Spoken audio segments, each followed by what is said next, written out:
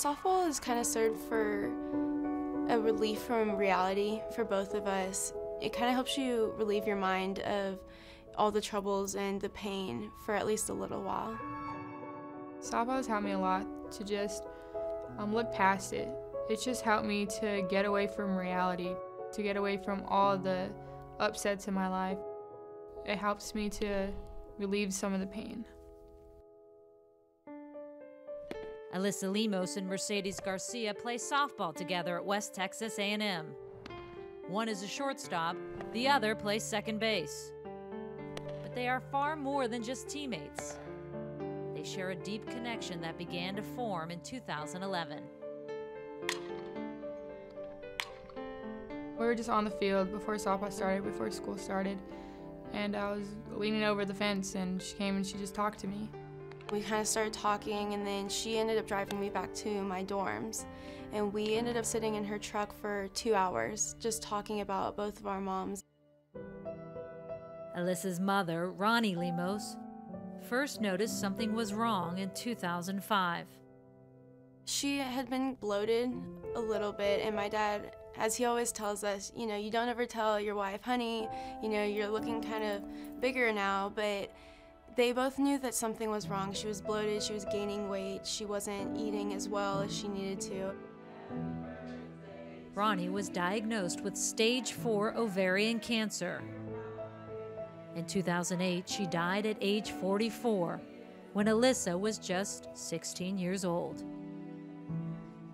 It's really hard to try and understand the concept that she's actually gone, and so it's almost a daily question of, you know, why did this happen to me? The bond between the two infielders is reinforced by their common experiences. Back when they met, Mercedes was enduring a similar hardship. In May of 2010, her mother Marshall was diagnosed with melanoma.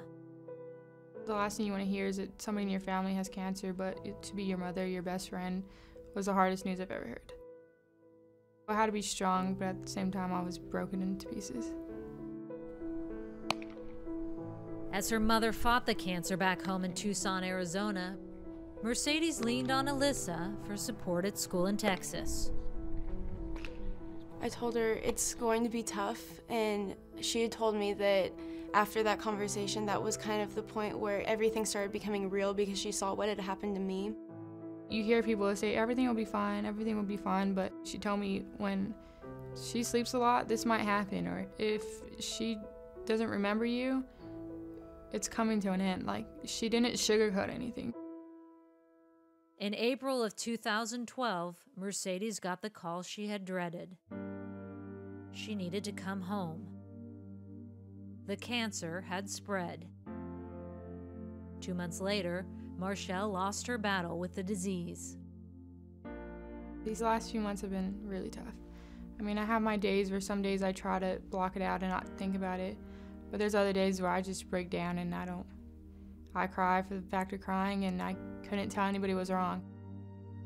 I tell her, like, look at me, like, there's a light at the end of the tunnel. I've gotten through most of it, like, follow me through it, and I just tell her, even when you have the worst days, you have to continue to push through it. The memorial service was a time for Mercedes to remember and learn something about her mother. My mom played softball, and I didn't really know too much about it until her service.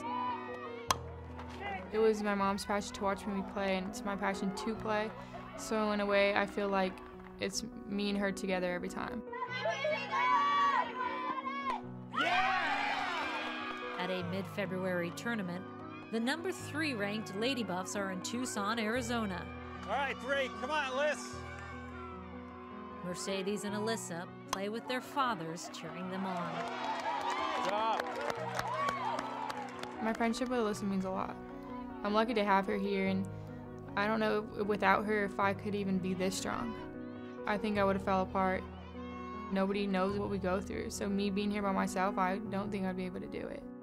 I like to think that we were put in each other's lives to help each other get through the fates that we have to go through.